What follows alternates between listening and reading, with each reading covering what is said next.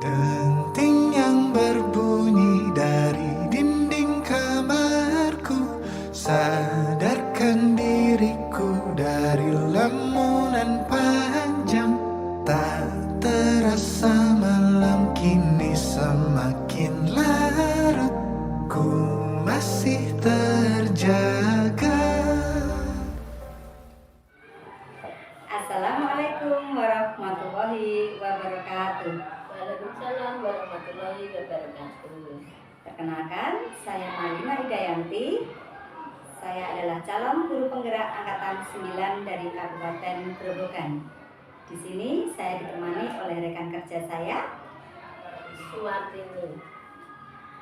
Ibu Wartini ini adalah guru kelas berapa, Bu? Kelas 1 SD Negeri 2 Lober. Kami dari SD Negeri 2 Lober, Kecamatan Purwodadi, Kabupaten Grobogan akan melakukan supervisi akademik dengan rangkaian kegiatan. Yang pertama adalah pra-observasi, yang kedua adalah observasi kelas, dan yang ketiga adalah pasca observasi. Hari ini saya akan melakukan pra-observasi kelas pada Bu Wartini selaku guru yang akan diobservasi. Saya sebagai supervisor dan Bu Wartini sebagai guru yang akan diobservasi.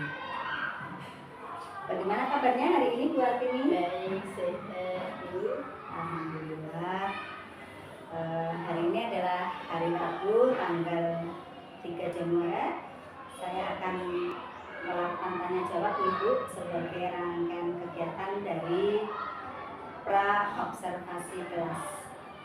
Tujuan dari pra-observasi ini adalah yang pertama ingin mengetahui tujuan pembelajaran yang akan dilakukan di kelasnya Bu Wartini nanti. Yang kedua adalah area pengembangan yang hendak dicapai. Yang ketiga adalah strategi yang dipersiapkan untuk observasi kelas nanti. Bu Wartini, materi yang akan diajarkan Bu Wartini di kelas nanti Yaitu tentang pendidikan Pancasila. Mata pelajarannya adalah pendidikan Pancasila. Tujuan pembelajaran 1. Melalui kegiatan mengamati video pembelajaran, peserta didik dapat menganalisis aturan yang ada di rumah dan di sekolah dengan benar. Itu adalah C4. Yang kedua, psikomotoriknya melalui kegiatan berdiskusi, peserta didik menentukan aturan yang ada di sekolah dan di rumah dengan benar, yaitu P5. Terima kasih, itu untuk tujuan pembelajaran Ya. Berarti materinya adalah aturan yang ada di sekolah dan di rumah. Terus yang ingin saya tanyakan lagi adalah area pengembangan yang hendak dicapai pada siswa. Area yang akan dicapai kepada siswa yaitu 1. Meningkatkan kompetensi sosial emosional, yaitu kompetensi kesadaran diri, kesadaran sosial, manajerasi diri, keterampilan berelasi dan pengambilan keputusan, yaitu dengan menggunakan pembelajaran berdiferensiasi. Berarti area pengembangan yang hendak dicapai adalah peningkatan atau meningkatkan KSE, Ibu, kompetensi sosial emosional. Ada 5 ya. Yang pertama adalah kesadaran diri, yang kedua kesadaran sosial, yang ketiga adalah manajemen diri, yang keempat keterampilan berelasi, dan yang kelima adalah pengambilan keputusan yang bertanggung jawab. Dan nanti diintegrasikan dengan pembelajaran berdiferensiasi, begitu nggih? Strategi yang dipersiapkan untuk mengimplementasikan KSE dan pembelajaran berdiferensiasi di kelas. Pertama yaitu saya menyiapkan RPP atau modul ajar. Yang kedua, sarana dan prasarana untuk menunjang pembelajaran kolaboratif dan inovatif. Yang ketiga, menggunakan model pembelajaran PBL atau Problem Based Learning. Berarti yang pertama tadi adalah menyiapkan menyiapkan belajar. KTP dan modul ajar ya setelah ini nanti ya Bu ya. Ya, Terus yang kedua adalah sarana dan prasarana. sarana-prasarana untuk pembelajaran yang inovatif dan kolaboratif gitu. Nah, pastinya di sini menggunakan media pembelajaran. Nah, media pembelajarannya apa Bu yang akan dipakai nanti? Media nanti adalah media audiovisual video yang saya ambil dari YouTube.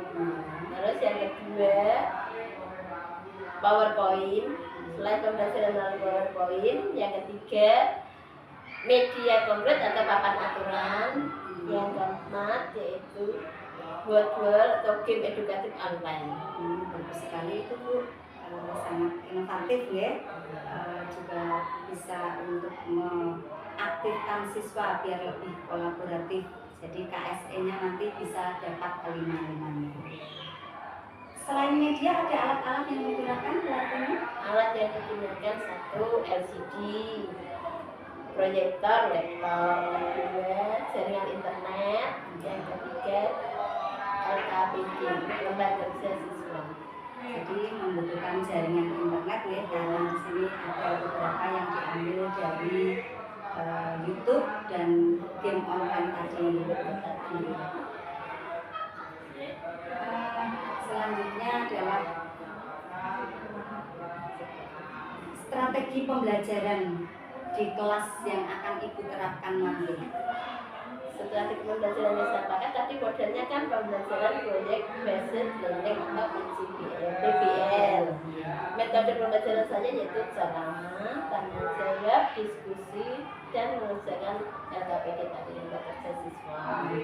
Terus pakai pendekatan yaitu TPACK yaitu penggabungan bidang ilmu teknologi, pedagogi dan konten dan pengetahuan, scientific, 4C, kritika, thinking, creative thinking, kolaboratif dan komunikatif. Ya, bagus sekali itu Ibu. Untuk menghadapi abad 21 ini kita memang harus menggunakan pendekatan 4C tadi ya, critical thinking, yang kedua adalah kreatif thinking, yang ketiga kolaboratif thinking, yang keempat adalah komunikatif thinking. Bu Wartini merasa lebih ringan atau lebih terbantu apa tidak dengan percakapan kita kali ini? Terima kasih, sangat terbantu terhadap apa yang dikasih Bu Ida tadi. Bisa ada manfaatnya bagi saya, yaitu dapat menyiapkan media, alat dan surat pembelajaran dengan tepat sesuai dengan materi dan yang saya berikan kepada siswa. Gitu ya Bu, jadi nanti lebih siap lagi gitu Bu. Setelah ini pastinya Bu Wartini nanti akan membuat modul ajar untuk diterapkan di kelas nanti, menyiapkan media, alat dan bahan Bu, dan sarana-prasarana yang pastinya nanti akan mendukung pembelajaran berdiferensiasi yang mengutamakan KSE gitu Bu nanti. Terus waktu pelaksanaan untuk observasinya akan dilaksanakan kapan itu? Waktu pelaksanaan tanggal Kamis tanggal 4 Januari 2024. Berarti besok pagi ya. Berarti ada jadwal untuk pendidikan Pancasila besok pagi di kelas 1 dengan materi Aku anak yang patuh aku. Demikian tadi pra observasi kelas antara saya sebagai supervisor dan Bu Suwartini sebagai guru yang akan diobservasi. Untuk kedepannya, untuk besok pagi kami akan melakukan observasi. Saya sebagai supervisor akan melakukan observasi di kelasnya Bu Wartini di kelas 1 SD Negeri Duanglobar, Kecamatan Purwodadi, Kabupaten Grobogan, dalam mata pelajaran pendidikan Pancasila dengan materi Aku Patuh Aturan. Demikian cukup dari kami. Wassalamualaikum warahmatullahi wabarakatuh. Waalaikumsalam warahmatullahi wabarakatuh. Terima kasih. Assalamualaikum warahmatullahi wabarakatuh. Hari ini hari Kamis tanggal 4 Januari tahun 2024. Sesuai kesepakatan kami kemarin, saya sebagai supervisor akan mengadakan observasi kelas pada kelasnya Ibu Suwartini Sarjana Pendidikan, yaitu di kelas 1 SD Negeri Duanglobar, Kecamatan Purwodadi, Kabupaten Grobogan.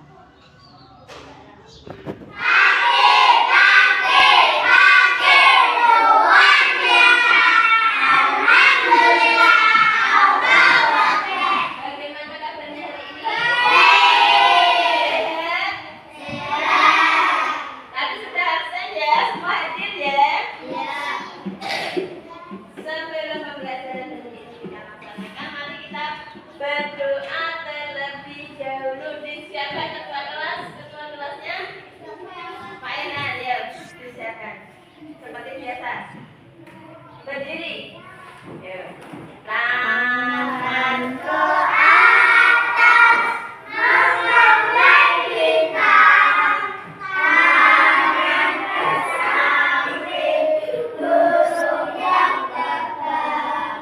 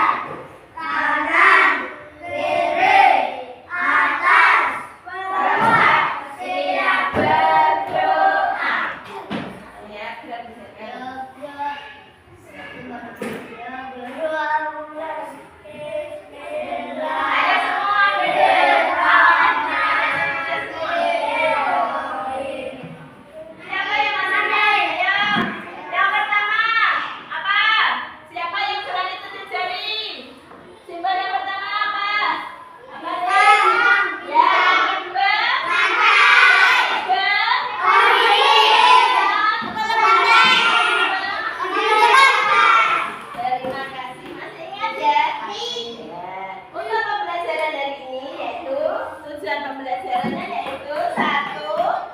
Melalui kegiatan mengamati video pembelajaran, peserta didik dapat mengetahui aturan di rumah dan di sekolah. Yang kedua, melalui kegiatan berdiskusi, peserta didik dapat menerapkan aturan yang ada di rumah dan di sekolah.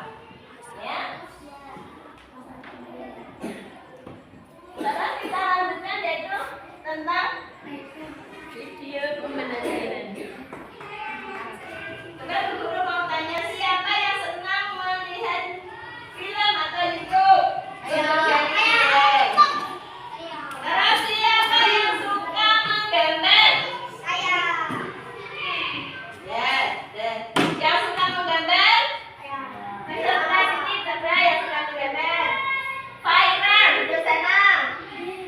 Rafi, sana. Ya, siapa lagi? Faris. Siapa? Siapa lagi? Siapa suka? Terus yang suka nonton YouTube? Saya. Salah satu, pilih salah satu. Saya. Berarti yang sini yang suka belajar, sini yang suka nonton YouTube? Ya, dan.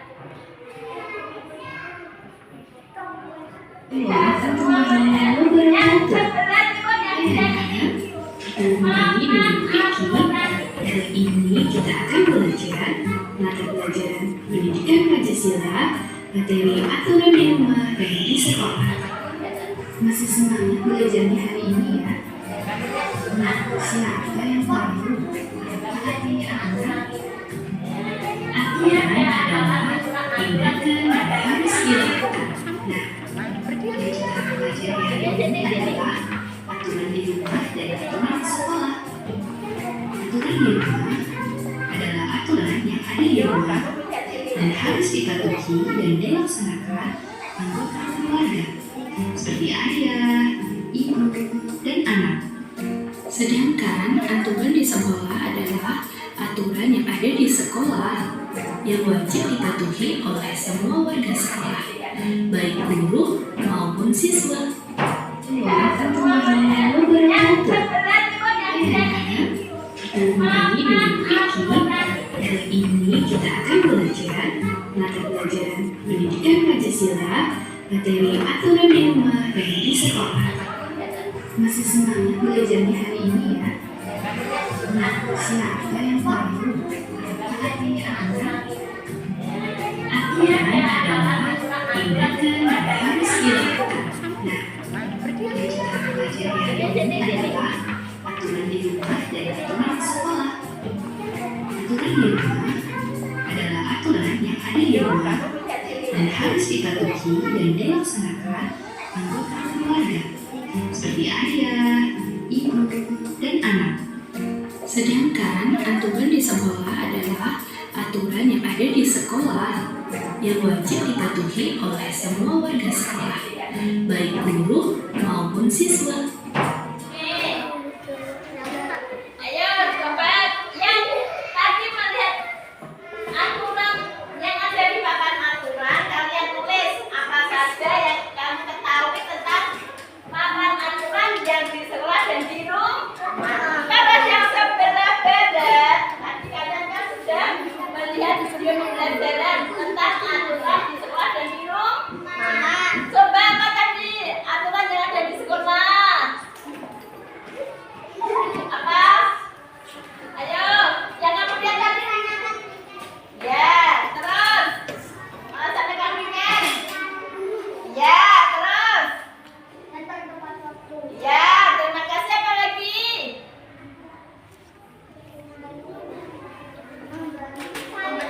Ada kebersihan juga.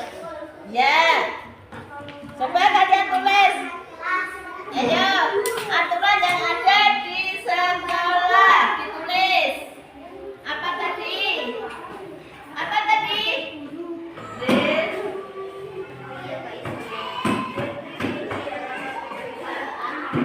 Coba dengarkan dari pembelajaran tadi, aturan yang ada di rumah dan aturan yang ada di sekolah. Ada pertanyaan?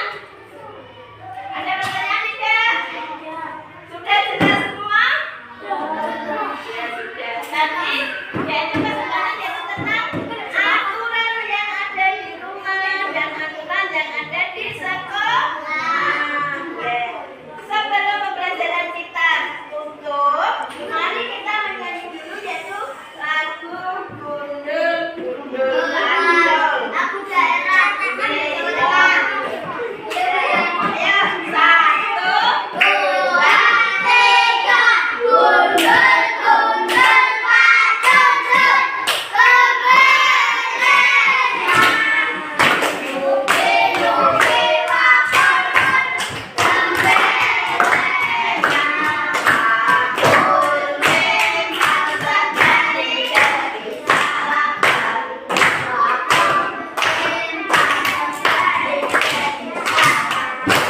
terima kasih. Masih semangat untuk belajar ya anak-anak? Iya. Kalau pembelajaran hari ini saya akhiri sampai di sini dulu. Besok kita sambung lagi yaitu tentang materi identifikasi bersama teman-teman. Sebelum pembelajaran kita akhiri, kita berdoa terlebih dahulu. Disiapkan. Ayo. Berdoa. Ya, berdoa. Ya, Doa mulai.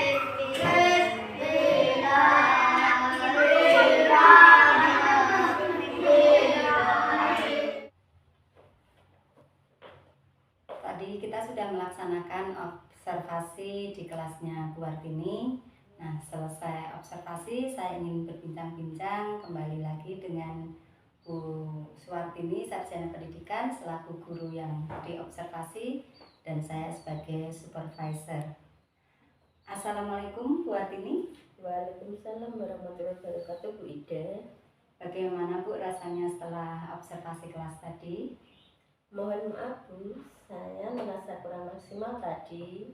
Mungkin saya sedikit tegang karena tidak pernah ditemui pada waktu mengajar. Tidak masalah Bu, saya lihat tadi pembelajarannya juga sudah berlangsung dengan baik. Nah sekarang yang ingin saya tanyakan adalah selesai observasi ya Bu. Di sini kita akan melakukan pasca observasi. Boleh minta waktunya sebentar ya Bu?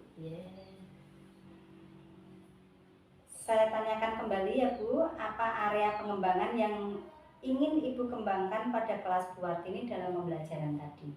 Sepertinya yang saya sampaikan di pra-observasi kemarin Bu, saya ingin meningkatkan kompetensi sosial emosional siswa dengan mengimplementasikan KSE ke dalam pembelajaran dari terintegrasi dengan pembelajaran berdiferensiasi. Pada kelas berapa, mata pelajaran dan materi apa itu Bu Artini? Saya akan mengimplementasikan pembelajaran sosial emosional pada kelas 1, yaitu pembelajaran pendidikan Pancasila dengan materi aturan di rumah dan di sekolah. Apa alasan Bu Artini memilih materi tersebut? Karena pendidikan Pancasila sangat erat kaitannya dengan kompetensi sosial emosional Bu, apalagi materi tentang aturan, baik itu aturan di sekolah maupun aturan di rumah. Ya. Apa saja yang sudah dipersiapkan Bu Artini untuk melaksanakan pembelajaran tadi Bu? Yang saya siapkan 1 modul ajar sebelum pembelajaran berlangsung Bu. Saya juga menyiapkan media pembelajaran berupa tayangan video pembelajaran tentang aturan sekolah dan aturan di rumah, dan juga media pembelajaran berupa wayang aturan.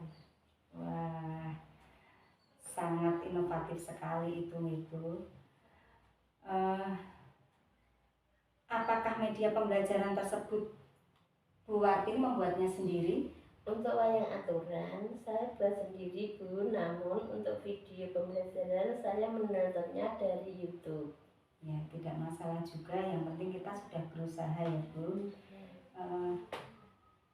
Memang guru zaman sekarang ini kan harus kreatif dan inovatif. Kalau tidak ya anak-anak mungkin akan cepat bosan dalam menerima pembelajaran. Tentunya Bu Artini juga membutuhkan alat dalam pembelajaran tersebut ya Bu? Iya Bu, saya menyiapkan LCD, laptop, dan proyektor untuk menayangkan video pembelajaran.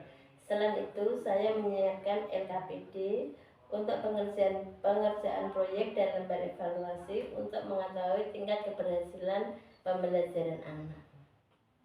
Apakah ada kendala Bu selama pembelajaran berlangsung tadi? Kendala pasti ada Bu. Saya merasa sudah mempersiapkan dengan matang dari modul ajar, media pembelajaran yang menarik, dan evaluasi yang sesuai. Namun masih banyak sekali yang terlihat kurang aktif. Dalam pembelajaran, ya. Saya sudah merancang pembelajaran dengan mengimplementasikan pembelajaran berdiferensiasi. Kenapa harus pembelajaran berdiferensiasi Bu? Karena saya memahami bahwa gaya belajar siswa saya berbeda-beda Bu. Ada yang kinestetik, visual, dan auditori. Maka saya mengelompokkan siswa berdasarkan gaya belajar mereka.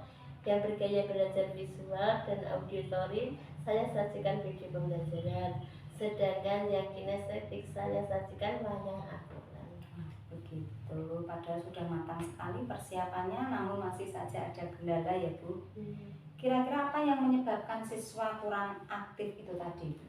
Mungkin saya yang belum bisa maksimal dalam memotivasi siswa untuk lebih fokus pada pembelajaran Bu.